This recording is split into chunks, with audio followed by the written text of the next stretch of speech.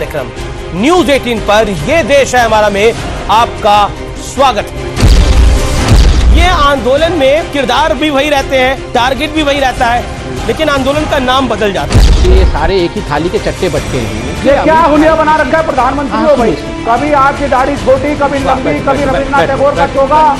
दाढ़ी से भी डर लगता है। आप बताइए, ये इतनी बड़ी दाढ़ी रखेंगे आपको क्या जा रहा है? दाढ़ी नहीं रखेंगे आपको क्या जा रहा है? देश इस पे चलता है क्या? न लता मंगेशकर के लिए न सचिन तेंदुलकर की जांच है कि कहीं उन्होंने तो दबाव बनाकर ये ट्वीट नहीं कराए। भगत सिंह पर कौन सा दबाव था जो वो फांसी चढ़ गया था? चंद्रशेखर आजाद पर कौन सा दबाव था जो खुद को गोली मार ली थी? कोई दबाव नहीं होता। अबे दुबे, देश के प्रति प्रेम करने का कोई दबाव नहीं होता। आप देख रहे हैं ये देश है हमारा, अमीश देवगन के साथ। नमस्कार, मैं हूं अमीश देवगन और आप देख रहे हैं ये देश है हमारा। इस हफ्ते ये देश है हमारा में बात करेंगे आंदोलन एक प्रयोग। आखिर बार बार, चाहे वो शाहीन बाग हो, चाहे वो 370 हो, चाहे वो किसान आंदोलन हो, आंदोलन का फ्रेमवर्क यानी ढांचा एक ही रहता है, किरदार भी लगभग एक ही रहते हैं, तकरीबन एक लिखित स्क्रिप्ट की तरह। और एजेंडा भी एक होता है कि विदेश में भारत की छवि को खराब करना। आज ये देश है हमारा में हम इन आंदोलनों की भी बात करेंगे और साथ में बात करेंगे लता मंगेशकर की और सचिन तेंदुलकर की। आप बोलेंगे कि ये देश है हमारा में आज लता मंगेशकर और सचिन तेंदुलकर की एंट्री कैसे हो गई? लता दीदी और सचिन तेंदुलकर भारत रत्न है, लेकिन कांग्रेस को लगता है कि इन्होंने जो भारत के पक्ष में सोशल मीडिया पे लिखा उसकी जांच होनी चाहिए। आज उसका भी हम विश्लेषण करेंगे और उसकी भी हम चर्चा करेंगे वीकेंड के सबसे भरोसेमंद कार्यक्रम न्यूज 18 पर यह देश है हमारा में आपका स्वागत है।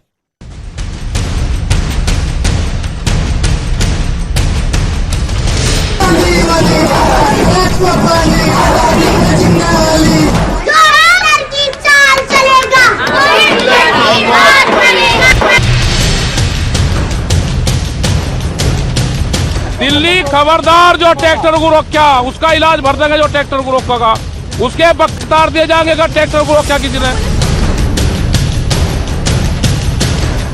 आज हमारा नौजवान मचल रहा है, ये नेतृत्व एक सीमा तक ही उसे रोक सकता।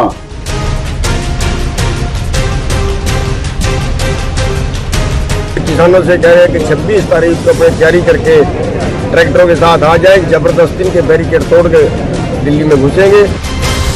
जिस देश की नींव आंदोलन से रखी गई, जिस देश में आंदोलन सबसे पावन लोकतांत्रिक अधिकार माना जाता था, उस देश में आंदोलन के नाम पर यह क्या हो रहा है? याद कीजिए, सीएए का कानून पास हुआ और फिर शाहीन बाग खड़ा कर दिया गया। कहा गया कि यह तो शांतिपूर्ण आंदोलन है।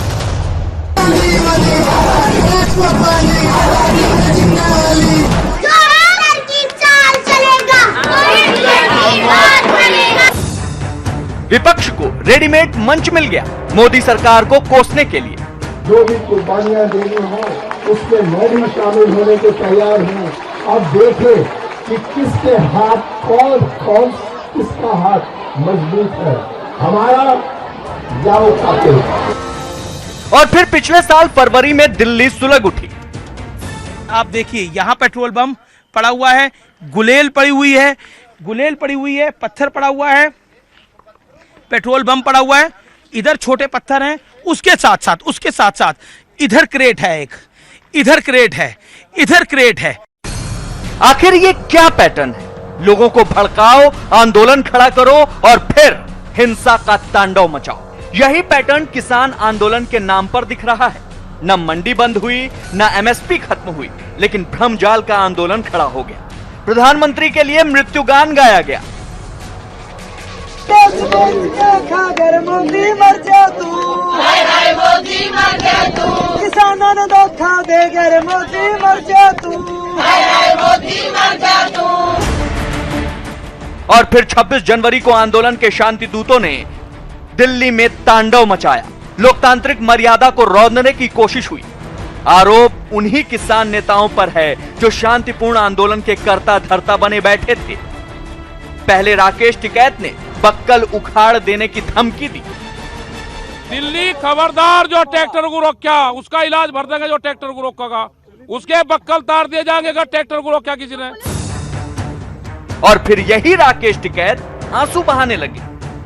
अगर बिल वापसी नहीं हुए, अगर कानून वापसी नहीं हो गए तो राकेश टिकैत आत्महत्या करेगा। राकेश टिकैत के आंसू सबको दिख गए। केजरीवाल ने कहा मैंने फोन पर बात की, मनीष सिसोदिया मिलने पहुंच गए, अखिलेश यादव ने फोन कर लिया, राहुल गांधी और प्रियंका वाड्रा ने समर्थन में ट्वीट कर दिया, लेकिन किसी को उन 350 पुलिस वालों के परिवार के लोगों के आंसू नहीं दिखे जो हिंसा के तांडव में घायल हो गए। उमर खालिद, शर्जील इमाम, सपूरा जरगर के लिए आंसू निकलते हैं, लेकिन अंकित शर्मा के लिए आंसू सूख जाते हैं। पिछले साल दिल्ली हिंसा में घायल हुए डीसीपी अमित शर्मा के परिवार के आंसू किसी को नहीं दिखे। और याद कीजिए, कश्मीर से 370 हटा तब भी देश में आग लग जाने का भ्रम फैलाया जा रहा था। आखिर ये कौन लोग हैं जो इसी देश में बैठकर दुनिया में भारत की बदनामी का एजेंडा चला रहे हैं, हिंसा का तांडव मचा रहे हैं? बार बार ये बताने की कोशिश हो रही है कि 7 साल में देश में सब कुछ बिगड़ चुका है। इसी पर होगी देश की सबसे बड़ी बहस। आज मैंने आपके लिए एक विश्लेषण तैयार किया है। वो विश्लेषण आपको समझने में पूरी आसानी करेगा कि आखिरकार फ्रेम वही है, लेकिन सिर्फ और सिर्फ किरदार भी वही है, सिर्फ और सिर्फ आंदोलन के नाम बदल जाते हैं। प्रधानमंत्री नरेंद्र मोदी ने अपने सदन के भाषण में आंदोलन जीवी एक नया नाम दिया, लेकिन आज मैं आपको बताता हूं ये आंदोलन जीवी फ्रेम वही रखते हैं, किरदार भी वही होते हैं, लेकिन आंदोलनों के नाम बदल जाते हैं। सोचिए, ये देश, इस देश में स्वर कोकिला लता जी, उनको लता मंगेशकर भी कोई नहीं कहता, लता दीदी, लता जी से कह के सम्मानित किया जाता है। सचिन तेंदुलकर, भारत रत्न, इन लोगों के ऊपर जांच हो रही है। इन्होंने भारत के पक्ष में अपनी बात को रखा, लेकिन इन लोगों के खिलाफ कोई जांच नहीं हो रही जो लगातार देश में झूठ, मैं जिम्मेदारी से बोल रहा हूं, देश में झूठ, भ्रम और हिंसा को फैलाने की माचिस जलाते हैं। आइए अब आपको मैं 3 आंदोलन बताता हूं। आंदोलन नंबर 1 शाहीन बाग, आंदोलन नंबर 2 370 का खात्मा और आंदोलन नंबर 3 किसान आंदोलन। शाहीन बाग सीए के नाम पर डर की दुकान, कश्मीर में आग लग जाने की धमकी, 370 का खात्मा, ये बाइटें हैं लगातार। किसान आंदोलन, सोचिए, मंडिया एमएसपी खत्म होने का डर दिखाया जा रहा है, कुछ खत्म नहीं हुआ है। आगे बढ़ता हूं मैं। पॉइंट नंबर 2, शाहीन बाग में महीनों तक धरना हुआ, एक सड़क को जाम करके रखा गया और फिर कहा गया कि देखिए हमारा हक है। 370 में दिग्गज विपक्षी नेताओं ने विरोध का झंडा उठाया, कहा देखिए राहुल गांधी ने तो यह तक कह दिया कि कितने कश्मीरियों को मार दिया गया है, वहां पर खून बह रहा है, यह बाइट आई राहुल गांधी की। किसान आंदोलन, दिल्ली के कई बॉर्डरों पर कब्जा है, मैं कब्जे शब्द को पूरी जिम्मेदारी के साथ इस्तेमाल कर रहा हूं, दिल्ली के कई बॉर्डरों पर कब्जा करके बैठे हैं लोग। बढ़ता हूं मैं आगे। शाहीन बाग, सरकार को मुस्लिम विरोधी कहा गया कि इस देश में मुसलमानों में बड़ा डर का माहौल बना हुआ है। 370 का खात्मा, सरकार को कश्मीरियों के खिलाफ बताया गया, जबकि आम कश्मीरी खुश है 370 के खत्म होने के बाद। सिर्फ कुछ परिवार, अब्दुल्ला परिवार, मुफ्ती परिवार और कुछ और परिवार परेशान है। किसान आंदोलन, सरकार को किसान विरोधी बताया गया। अब मैं आता हूं चौथे पॉइंट पर जो महत्वपूर्ण है बड़ा। शाहीन बाग, नागरिकता किसी की नहीं गई, लेकिन दिल्ली में हिंसा हो गई, कईयों की जानें चली गई। अंकित शर्मा के पेट में चाकू खोद दिए गए कम से कम 20 बारी या 30 बारी। उसके बाद 370 का खात्मा, 370 हटा, विरोधियों का एजेंडा फेल हो गया और कश्मीर में खुशी की लहर है। किसानों का आंदोलन, एमएसपी मंडियां चालू है, लेकिन 26 जनवरी को दिल्ली में हिंसा हुई, 350 से ज्यादा, करीब 400 पुलिस वाले घायल हो गए। यह सच्चाई है, लेकिन किसी ने घायलों के परिवार से उनके हाल नहीं पूछा। लेकिन सबको राकेश टिकैत के उस समय के आंसू दिखे, लेकिन उन 350 परिवारों के आंसू किसी को नहीं दिखे। मैं जानना चाहता हूं क्यों। बढ़ता हूं मैं आगे। अब जो कि बड़ा कॉमन फैक्टर है, बड़ा कॉमन फैक्टर आप बोलेंगे लगता है गलती से टाइप हो गया। नहीं, ये गलती से टाइप नहीं हुआ। शाहीन बाग 370 का खात्मा किसान आंदोलन। व्यूअर्स, आज मैं आपको पूरी जिम्मेदारी के साथ कहता हूं कि ये जिम्मेदारी के साथ हम लिख रहे हैं कि अंतर्राष्ट्रीय स्तर पर देश की छवि पर हमला लगातार करने का प्रयास हुआ, चाहे वो 370 वाला हो, चाहे वो शाहीन बाग हो, चाहे वो किसान आंदोलन हो। लगातार देश की अस्मिता पे हमला करने की कोशिश हुई, देश की ढांचा, जो मूलगत ढांचा है, उसको हिलाने की कोशिश हुई। निशाना सिर्फ और सिर्फ नरेंद्र मोदी नहीं थे, निशाना देश था। देश को निशाने पर रख के नरेंद्र मोदी को निशाने पर रखा गया, और यही बड़ा कारण है, मैं बार बार कह रहा हूं, इंटरनेशनल प्लानिंग के साथ भारत को बदनाम। सोचिए, किसान आंदोलन की टूल किट में वो जो क्रेटा ने ट्वीट किया, उसमें चाय और योगा वाली छवि पर हमला। सोचिए आप, ये किस मानसिकता की सोच हो सकती है कि भारत का कोई वासी, आप तो नहीं चाहेंगे कि भारत की चाय की छवि, योगा की छवि पर हमला हो। और सोचिए, इस देश के अंदर मैं बार बार मैं भूल नहीं पा रहा लगातार इस हफ्ते इस बात को कि लता मंगेशकर और सचिन तेंदुलकर की जांच हो रही है भारत के पक्ष में ट्वीट करने के लिए। और महाराष्ट्र की आघाड़ी सरकार, जिसमें कांग्रेस, शिवसेना और एनसीपी शामिल है, शरद पवार, सोनिया गांधी और उद्धव ठाकरे की पार्टियां शामिल है, ये किस देश का निर्माण वो करना चाह रहे हैं? जो बोलने की आजादी के अपने आप को चैंपियन मानते हैं, कहते हैं कि देखिए नरेंद्र मोदी की सरकार में बोलने की आजादी किसी को नहीं है, लेकिन अपनी सरकारों में आप उन पर जांच करवाते हैं जो देश के पक्ष में लिखते हैं। मुंबई पुलिस के पक्ष में भी इन्होंने लिखा था। आइए मैं अपने पैनल से आपको इंट्रोड्यूस कराता हूं। आज संबित पात्रा मेरे साथ जुड़ रहे हैं, भारतीय जनता पार्टी के प्रवक्ता, मणिपुर के प्रभारी, बड़े दिनों बाद वापसी कर रहे हैं आर पार में। मेरे साथ आबे दुबे हैं, कांग्रेस के प्रवक्ता, ये भी बड़े दिनों बाद आज आर पार में आए हैं। विवेक श्रीवास्तव हैं, हर आंदोलन में ये भी हिस्सा ही रहते हैं। मेरे साथ पुष्पेंद्र चौधरी जी हैं, इनका भी अभिनंदन है। मेरे साथ आज एक बड़े खास मेहमान हैं, और मेरे साथ है वीरेंद्र चौधरी साहब, किसान नेता हैं, और ये महेंद्र सिंह टिकैत के साथ इन्होंने काम किया है, और राकेश टिकैत के साथ भी कुछ काम किया होगा, इसकी मैं जानकारी इनसे लूंगा। लेकिन आज शुरुआत आपसे करता हूं मैं। वो मना कर रहे हैं कि मैंने राकेश टिकैत के साथ काम नहीं किया, मैंने महेंद्र सिंह टिकैत के साथ जरूर काम किया है। मेरे साथ कई मेहमान हैं, लेकिन आज की चर्चा मैं शुरुआत करता हूं विवेक श्रीवास्तव से। विवेक जी। हाँ जी, बोलिए साहब। हाँ, माशाअल्लाह बड़े फ्रेश लग रहे हैं आज आप, बहुत स्मार्ट भी दिख रहे हैं। एक सवाल मैं आपसे, फ्रेश हैं। बिल्कुल बिल्कुल बिल्कुल, एक सवाल मैं आपसे पूछ लेता हूं। ये आंदोलन में किरदार भी वही रहते हैं, टारगेट भी वही रहता है, लेकिन आंदोलन का नाम बदल जाता है। आपको राकेश टिकैत सीएए में शाहीन बाग पे बैठे कब दिखे थे? आप जरा ये बता दीजिए मुझको। या बालकरण सिंह बराड़ आपको कब दिखे थे कि वो बैठे हों जब लव जिहाद के खिलाफ कुछ लोग इकट्ठा हुए थे? तो किरदार सेम कैसे हो गए सर? इस बार किसानों का आंदोलन है और शाहीन बाग अलग लोगों का आंदोलन था। जो अपोजिशन पार्टीज होती हैं, चाहे कांग्रेस हो या कम्युनिस्ट हो, और कुछ राज्यों में बीजेपी, जो मुद्दे उठते हैं रूलिंग पार्टी की तरफ से, उसकी मुखालिफत करते हैं कई बार। तो ये तो डेमोक्रेसी का प्रोसेस है। अब इसमें क्या दिक्कत है, मुझे आप बताइए। अच्छा, अभी आपने डेमोक्रेसी की बात करी। देखिए, आपको मैंने आज पहली बार मैंने आपको डिबेट को ओपन करने का मौका दिया, आप उसकी तो लाज रखिए। मैं आपसे एक और सवाल पूछ रहा हूं, अगला सवाल भी आपसे। आपने भी डेमोक्रेसी का एक पूरा भाषण दिया था कि डेमोक्रेसी का ये हिस्सा है। ये लता मंगेशकर और सचिन तेंदुलकर भी लोकतांत्रिक देश में रहती हैं, या फिर मुंबई अलग भूभाग बन गया इस देश का? उनकी जांच किस बात में करवा रहे हो? तो कभी नहीं आप कहा। डेली नरेंद्र मोदी के बारे में, आप डेली नरेंद्र मोदी के बारे में, बीजेपी के बारे में यहां पर कई ऐसी बातें कहते हैं जो सच भी नहीं होती। आप पर कितनी जांच हुई है अभी तक, बताइए मुझे। लगातार आप हर चैनल पर बैठते हैं, डेली ज्ञान देते हैं। बताइए जी। बिल्कुल, देखिए अपोजिशन पार्टीज हैं, अपोजिशन पार्टीज तो बोलेंगी, क्रिटिसाइज करेंगी गवर्नमेंट को, ये मेरा कॉन्स्टिट्यूशनल राइट है, ये हर पार्टी का कॉन्स्टिट्यूशनल राइट है। अगर आज सचिन तेंदुलकर जी अचानक अपने सुपुत्र के भविष्य को बनाने के लिए इधर उधर की बातें अगर करने लग जाते हैं, और अगर वो ऑनेस्ट है, तो डर किस बात का है? किस बात का डर है? अगर आप ऑनेस्ट पत्रकारिता कर रहे हैं और टीआरपी बढ़ाने के लिए गलत काम नहीं कर रहे हैं, तो आपको भी डरना नहीं चाहिए। तो इस हिसाब से जो ऑनेस्ट है, अब तो मैं तो कह रहा हूं सरकार को क्लीन चिट दे रहा हूं। डरे हुए हैं लता मंगेशकर को भी। लता दीदी के बारे में आप क्या बोलेंगे, लता जी के बारे में? नहीं, देखिए आप मेरी बात सुनिए, आप मेरी बात सुनिए।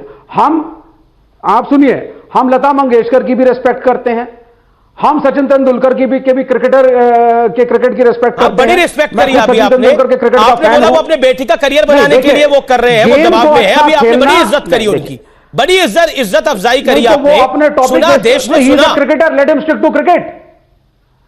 Late him stick to cricket, okay. Why is he commenting on topics जो उसके टॉपिक ऑफ उसका एक्सपर्टीज नहीं है, तो उसमें आधा अधूरा ज्ञान लेकर के सेलिब्रिटी स्टेटस का मिसयूज क्यों कर रहे हैं? सनी देओल साहब दीप सिद्धू को लेकर के बैठ गए थे 7 RCR पहुंच गए प्रधानमंत्री के पास।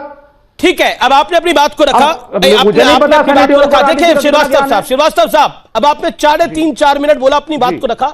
आपने उसके अंदर लता मंगेशकर को, सचिन तेंदुलकर को, सबको कटघरे में खड़ा कर दिया।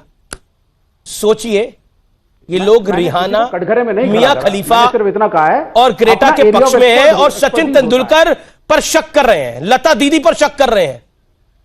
लता मंगेशकर ने एक गीत गाया था, ऐ मेरे वतन के लोगों।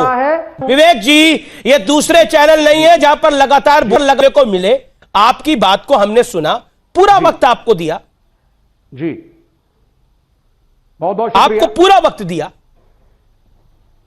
लता मंगेशकर ने एक गाना गाया था, ऐ मेरे वतन के लोगों जरा आंख में भर लो पानी, जो शहीद हुए हैं वतन पे जरा याद करो उनकी कुर्बानी। हालांकि जो लता दीदी ने गा दिया वो देश का कोई भी सिंगर उसको बेहतर नहीं गा सकता, तो मैं भी क्या कहूंगा। लेकिन आज वाकई मेरी आंख में पानी है। मेरी आंख में पानी इसलिए है कि लता मंगेशकर को लेकर, सचिन तेंदुलकर को लेकर इस तरह की बात हो रही है। और जो कांग्रेस के नेता ने मुंबई में बोला, जो कांग्रेस के विधायक है जो मिलने गए वहां के होम मिनिस्टर से, उन्होंने जो बोला उसको देखकर मेरी आंख में भी पानी है। पानी इसलिए है कि ये लोग देश की आन बान और शान है और इन पर हम शक करते हैं। संबित, मैं आपका रुख करता हूं। कुल मिलाकर आंदोलन बहाना होता है, निशाना नरेंद्र मोदी होते हैं और अल्टीमेट ऑब्जेक्टिव होता है देश की छवि को खराब करना। अगर कोई देश की छवि को सुधारे तो वो बिक चुका है। कल तक तो मीडिया पर यह लांछन लगता था, सुप्रीम कोर्ट को बुरा भला कहा जाता था। अब तो भारत के उन आइकॉन्स को भी बुरा भला कहा जाता है जिन्होंने देश के लिए क्या कुछ नहीं कर दिया। 9270 बचा क्या है? देखिए अमीश भाई, आप तो वो कहावत जानते ही होंगे, मुंह ऊपर करके सूरज के ऊपर थूकने से थूक अपने ऊपर ही गिरता है, सूरज के ऊपर थूक नहीं गिरता है। आप लता मंगेशकर के खिलाफ कहेंगे, आप सचिन तेंदुलकर के चेहरे पर कालिख मलना चाहोगे तो कालिख आपके ऊपर ही गिरेगा, थूक आपके ऊपर ही गिरेगा। कोई लता मंगेशकर या सचिन तेंदुलकर की क्रेडिबिलिटी खत्म नहीं होगी। मुझे तो आश्चर्य हो रहा है, यहां पर अभी कह रहे थे विवेक जी कि आप इधर उधर की बातें कहेंगे, आप अगर ऑनेस्ट नहीं होंगे तो ऐसे ही इन्वेस्टिगेशन होगा। ये ऑनेस्टी का पाठ पढ़ाएंगे, ये ऑनेस्टी का पाठ पढ़ाएंगे लता मंगेशकर को, ये ऑनेस्टी का पाठ पढ़ाएंगे भारत रत्न सचिन तेंदुलकर को, इधर उधर की बात ये पढ़ाएंगे। ये बोल रहे थे वो क्रिकेटर हैं तो क्रिकेटर ही रहे ना। अरे किसने बनाया था उनको सांसद? वो सांसद भी हैं, वो केवल क्रिकेटर नहीं है। और ना भी होते, लता मंगेशकर भी सांसद रही है, और सांसद ना भी होते तो वो हिंदुस्तानी है। हिंदुस्तान के हक में खड़ा होना ये इधर उधर की बात नहीं है। इधर उधर की बात होती है जब आप मियां खलीफा के भक्त बन जाते हैं और लता मंगेशकर के खिलाफ बोलने लगते हैं। इधर उधर की बात होती है जब आप सचिन तेंदुलकर पे तो शाही गिराते हैं मगर रिहाना करके दिन रात आप रिहाना के भक्त बन जाते हैं। ये होती है इधर उधर की बात। और भारत रत्न, अरे एक परिवार में आप जैसे डायनेस्टिक जीवी ने, ये जो परिवार जीवी लोग हैं ना, इन्होंने एक ही परिवार में 3 लोगों को भारत रत्न दिया। नेहरू जी को, इंदिरा जी और नेहरू जी ने खुद को भारत रत्न दिया। आप देखिएगा इतिहास, उन्होंने कागज पे लिख के खुद को रिकमेंड कर दिया कि हम भारत रत्न हैं, हम रत्न हैं। संबित, लेकिन मेरा मूलभूत पॉइंट यह है जो आज हमारी डिबेट का विषय है, आखिरकार एजेंडा एक ही होता है कि भारत की छवि इंटरनेशनली डैमेज हो। देखिए मैं आपको एजेंडा बताता हूं, इनके एजेंडे पर एक ही व्यक्ति है, नरेंद्र मोदी। इनको लगता है ये कहां से आके प्रधानमंत्री बन गए, ये कैसे हो सकता है, और ये तो लंबा बनने के लिए आ गया है।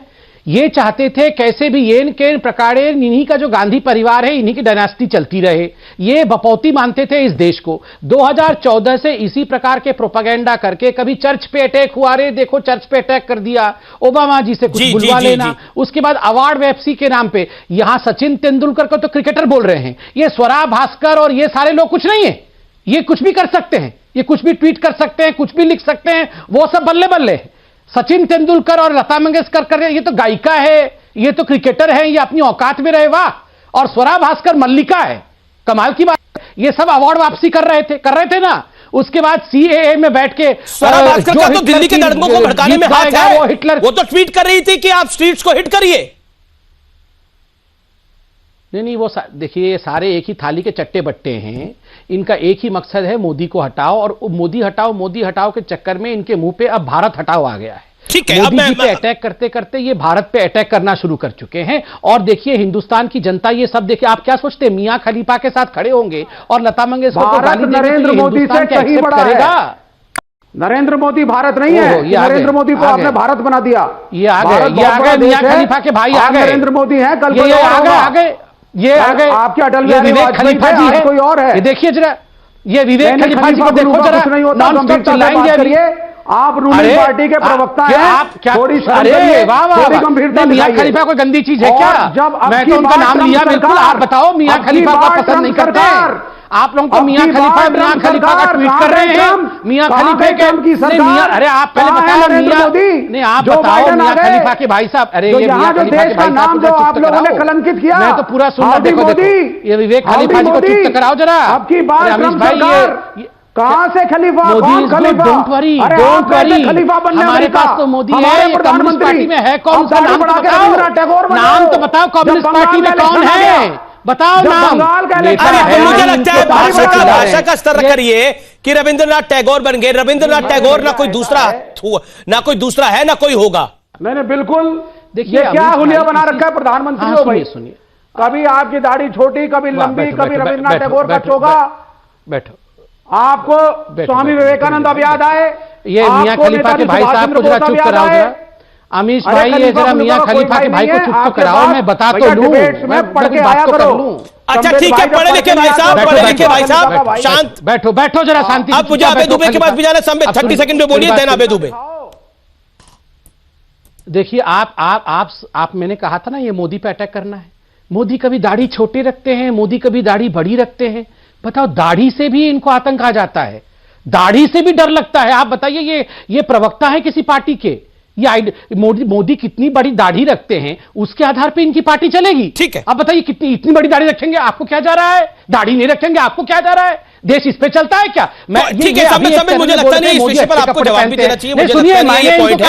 लेकिन आप देखिए डिस्कोर्स का लेवल क्या हो गया, डिस्कोर्स का लेवल क्या हो गया। प्राइम मिनिस्टर ने सदन में गुलाम नबी आजाद, क्योंकि राज्यसभा रिटायर हो रहे थे तो ही गॉट इमोशनल, वो इमोशनल हो गए, वो भावुक हो गए और उन्होंने गुलाम नबी आजाद की तारीफ करी। उन्होंने बोला गुलाम नबी आजाद साहब जब गुजरात की एक बस पर अटैक हुआ तो वो बड़े भावुक हो गए, एक जैसे माता पिता आहत होते हैं वैसे आहत हुए। उन्होंने मुझे फोन किया और वो खुद रोने लगे। लेकिन उसके बाद कांग्रेस के प्रवक्ता ने ट्वीट करा कि देखिए इस तरह के आंसुओं से कुछ काम नहीं चलता।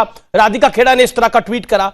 लेकिन आप सोचिए, कोई आप कांग्रेस के नेता की तारीफ कर रहे हैं, उसको करते करते आप भावुक हो रहे हैं, तो उस पर भी शक पैदा करना। मैं आपसे जानना चाहता हूं अबे जी, नरेंद्र मोदी का विरोध है या नरेंद्र मोदी के विरोध के चलते चलते देश का ही विरोध करते चलेंगे? आप पॉलिटिकल विरोध करिए, नफरत खाए कर रहे हैं नरेंद्र मोदी से। अभी अमीश देवगन जी ने कहा कि ये आंदोलन हुए और नरेंद्र मोदी जी की छवि को खराब करने के लिए नहीं, देश की छवि सर, देश की छवि, नरेंद्र मोदी का नाम नहीं लिया गया, देश की छवि चाहता है। विश्लेषण में दिखाया मैंने देश की छवि। अमीश देवगन जी प्लीज, आपको देश नरेंद्र मोदी को दिखाई देता है। मुझे बोलने दीजिए। बोलिए सर, आप ही बोलिए प्लीज सुनिए ना, सुनिए। तमिलनाडु के किसान नवंबर 2018 एक महीने तक बैठे रहे, किसी ने उनको, नरेंद्र मोदी जी ने एक बार चर्चा करना तक नहीं उचित समझा। मार्च 2018 में महाराष्ट्र के किसान 200 किलोमीटर पैदल चले, पैरों में छाले पड़ गए। 2 अक्टूबर 2018 पश्चिमी उत्तर प्रदेश के गन्ना किसान जब दिल्ली की सीमा पर आए तो इसी गाजीपुर बॉर्डर पर उन्हें मार मार कर लहूलुहान कर दिया विश्व हिंसा दिवस के दिन। वो किसका प्रायोजित आंदोलन था?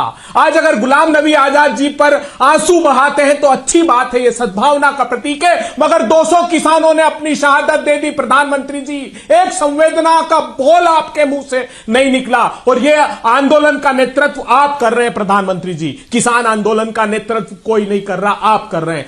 आपने आपदाओं का अवसर में बदला पूंजीपतियों के लिए। आपने काली अंधियारी रात में ये काले 3 क्रूर कानून लेकर आए जिसका आभास भी नहीं था किसानों को, जिसका पता भी नहीं था। वो तो आपसे आग्रह कर रहे हैं, आप भी आज भी आप झुक जाइए और बड़े नेता बन जाइए। हम सब मिलकर आपका स्वागत करेंगे। ये रिहाना कौन सी नेता है? उनके कहे के अनुसार रिहाना मियां खलीफा को कौन सी नेता बना दिया आपने? रिहाना और मियां खलीफा को कौन सी नेता बना दिया? प्रतिक्रिया आ रही है ये तो मोदी जी के इस काम से प्रेरित होकर ट्वीट कर रहे हैं। कांग्रेस पार्टी ने तो प्रेरित नहीं किया। मोदी जी काले कानून नहीं लाते कांग्रेस पार्टी का ट्वीट कर रही थी इसके ऊपर। कनाडा अधीर रंजन चौधरी ने क्यों बोला? कनाडा के प्रधानमंत्री अधीर रंजन चौधरी ने क्यों बोला इसके ऊपर? आपके कितने नेताओं ने बोला? गिनाऊं मैं आपको? कनाडा के आपके तमाम रणदीप सिंह सुरजेवाला ने ट्वीट किया।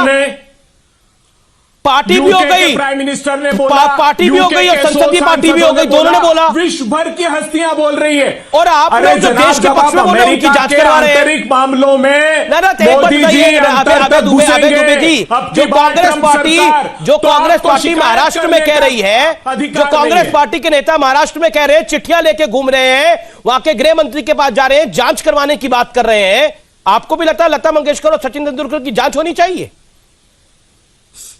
देखिए, एक बात साफ कर दूं अमीश देवगन, ये रिहाना के पक्ष में तो आपके नेता बात रखेंगे और लता मंगेशकर और सचिन तेंदुलकर पे जांच खुलवाएंगे।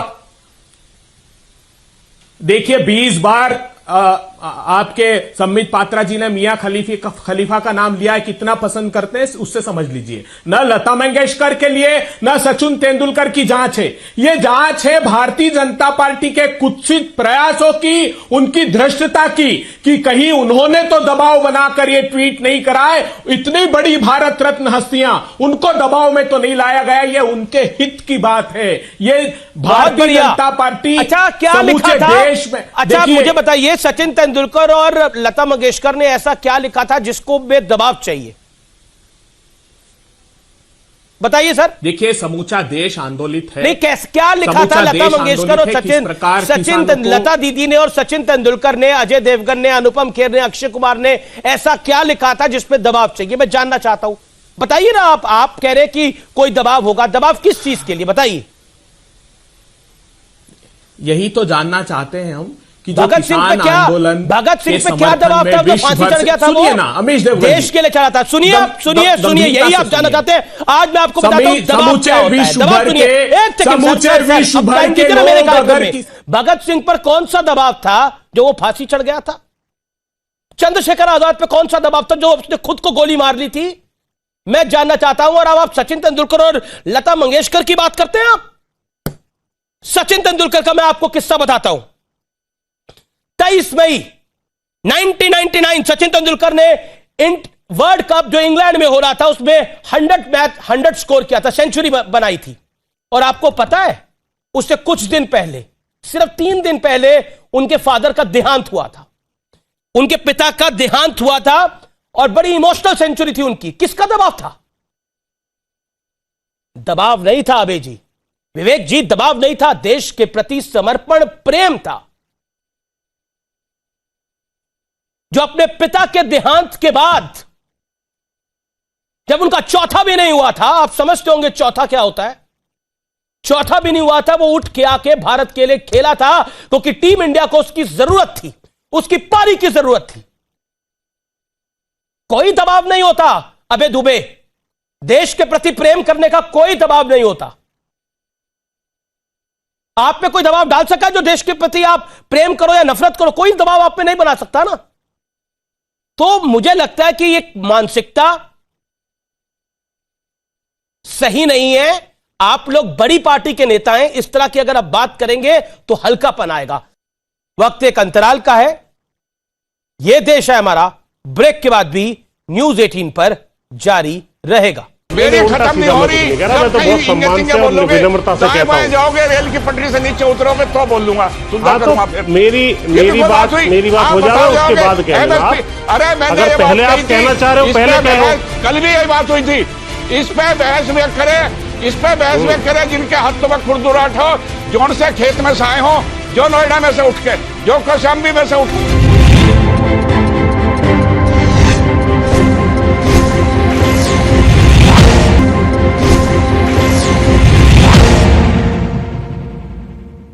संबित पात्रा, आप अपनी बात को रखिए। अब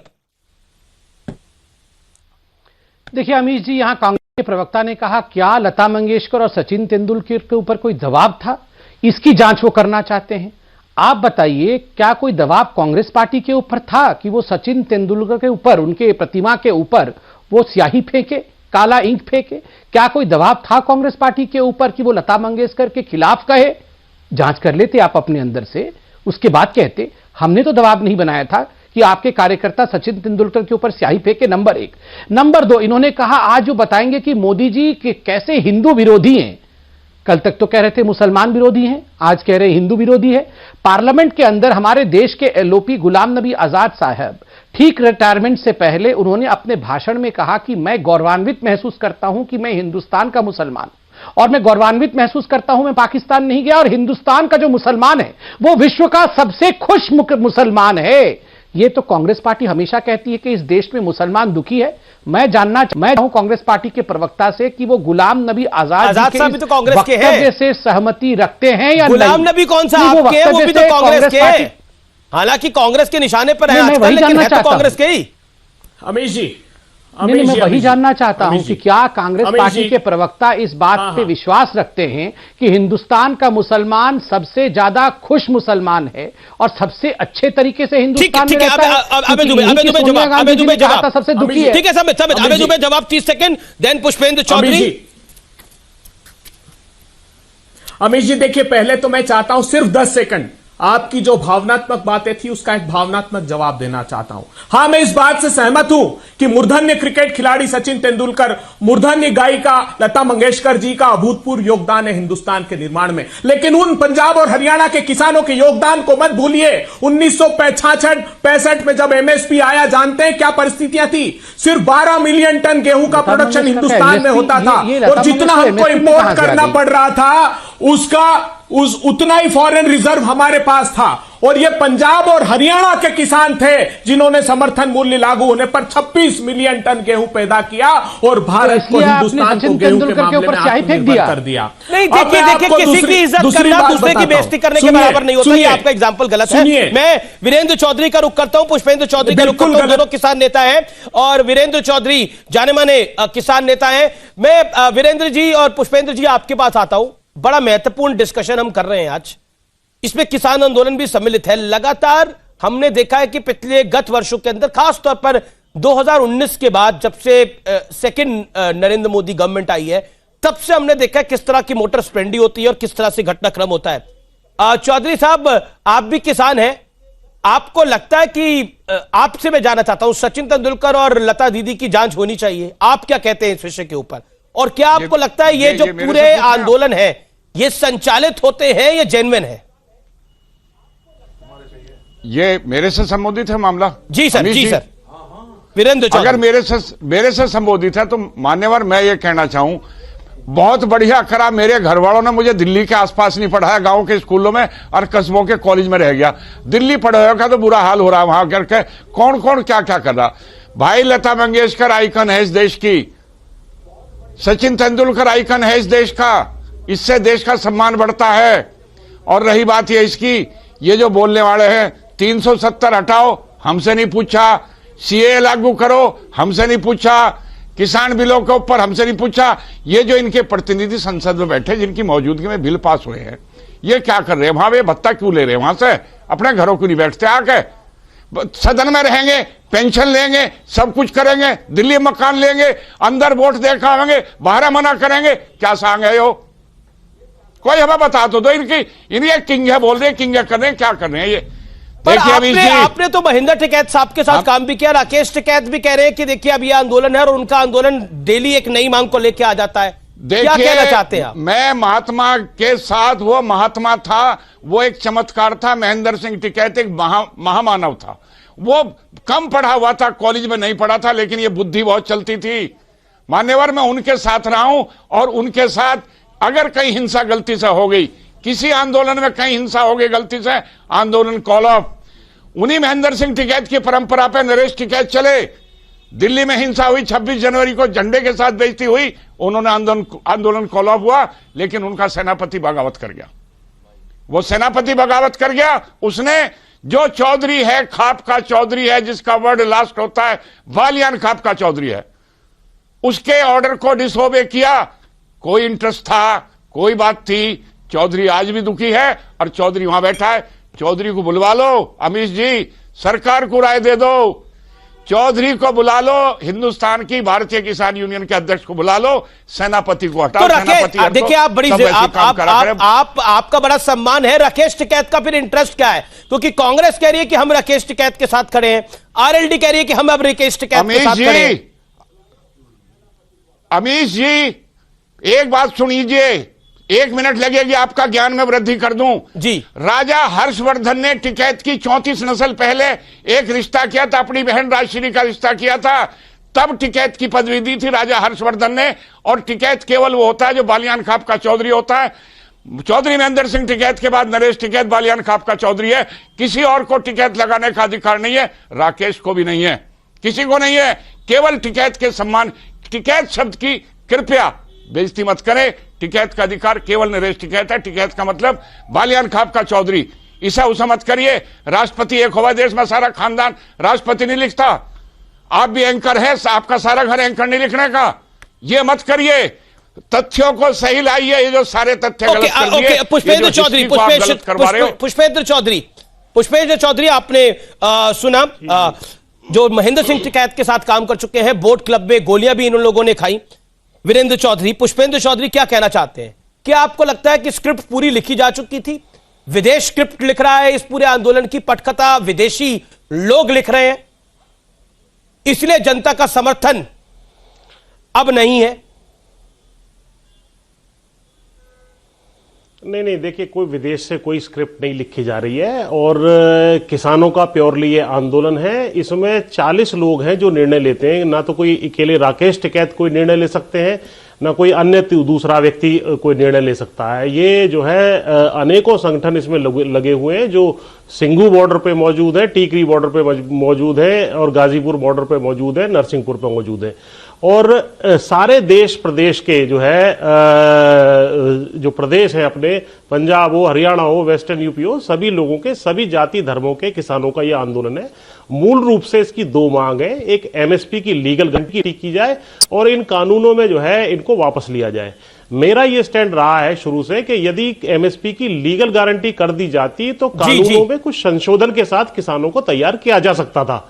इसी विषय को हम बार बार यहां रखते रहे हैं। प्रधानमंत्री चुने हुए प्रधानमंत्री हैं, उनका सम्मान है, उनकी बात पे विश्वास है।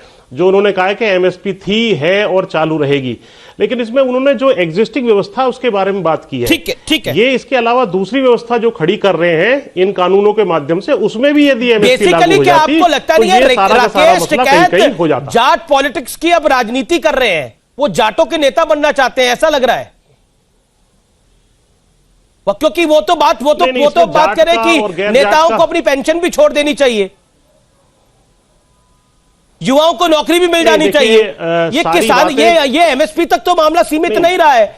इसीलिए ये जो टूल किट थी, इसमें लिखा भी था कि आंदोलन वापसी हम नहीं कर सकते अगर कानून वापस भी हो जाए तो। वो जो ग्रेटा सहयोगी है किसान आंदोलन में, उसने जो ट्वीट करा वो सबके सामने है और उसको पहले ही पता था 26 जनवरी को हिंसा होने वाली है। आपको और मुझे नहीं पता था, लेकिन ग्रेटा को विदेश में बैठ के पता था, क्योंकि खालिस्तानी मूवमेंट उससे क्या जो करवा रहा था वो कर रही थी।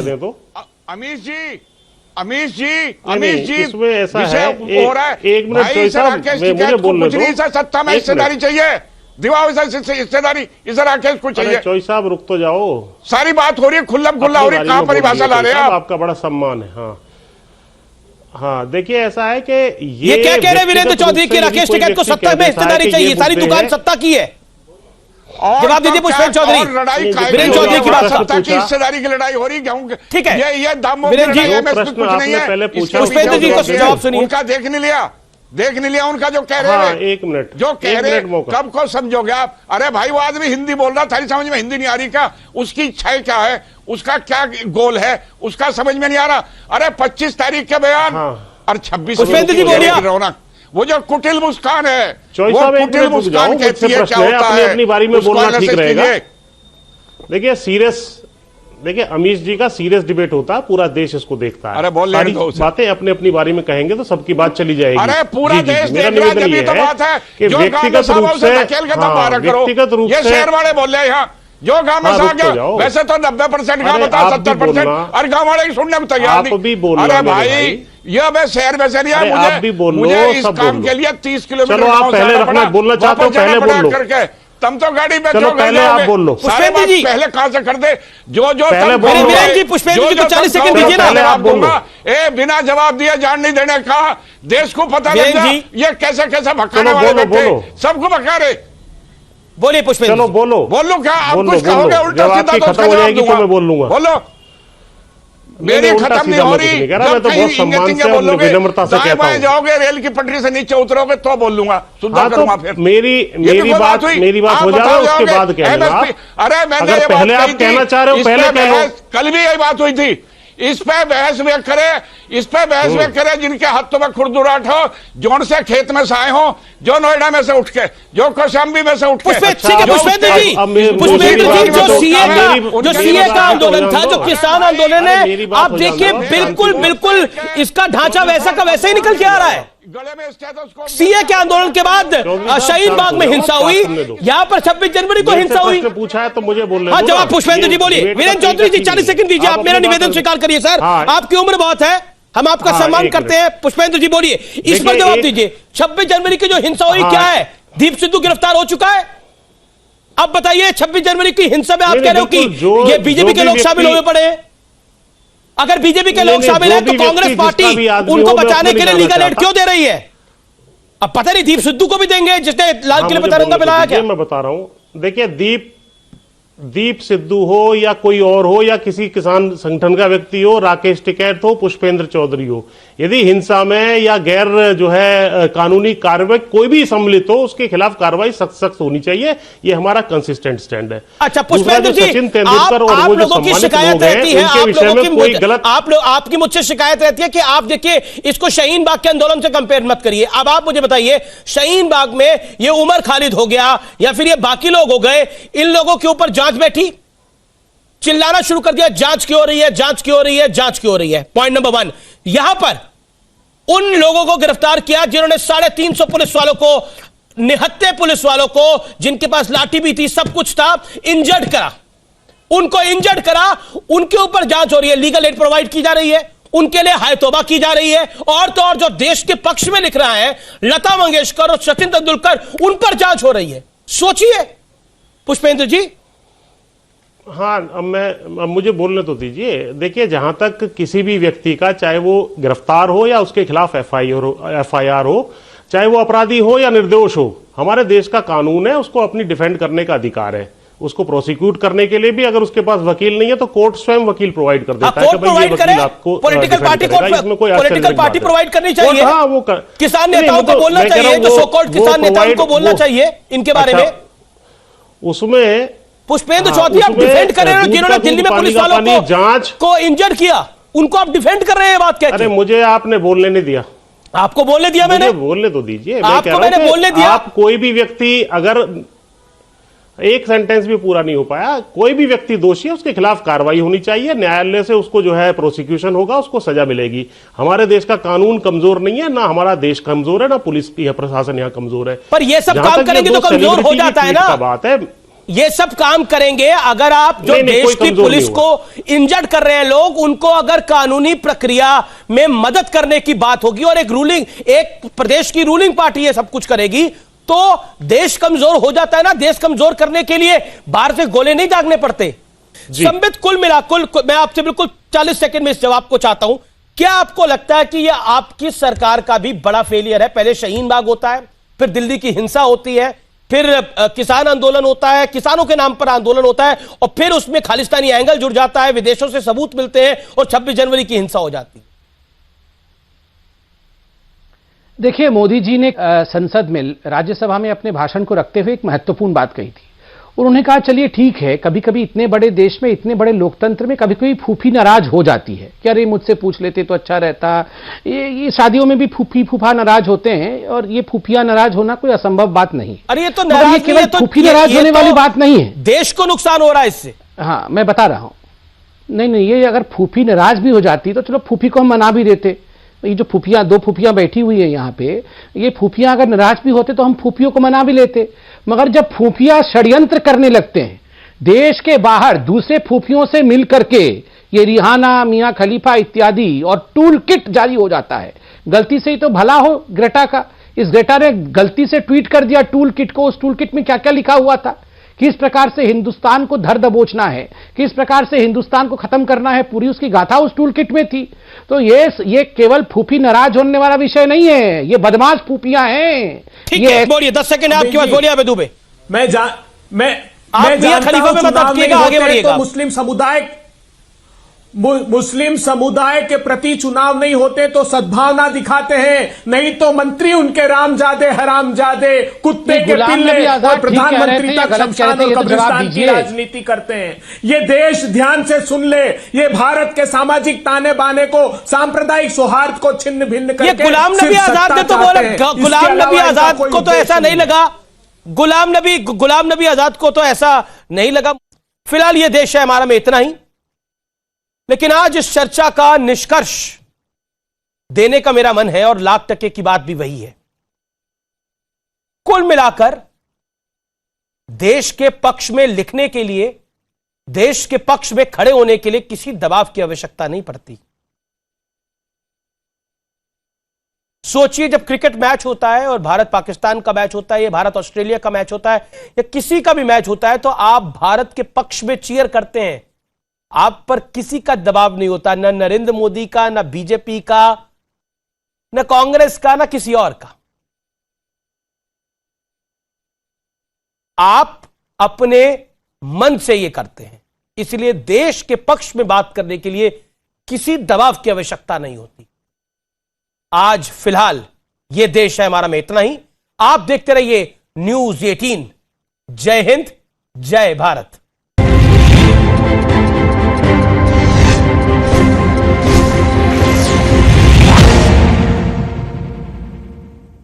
सेविंग्स अकाउंट से बिजनेस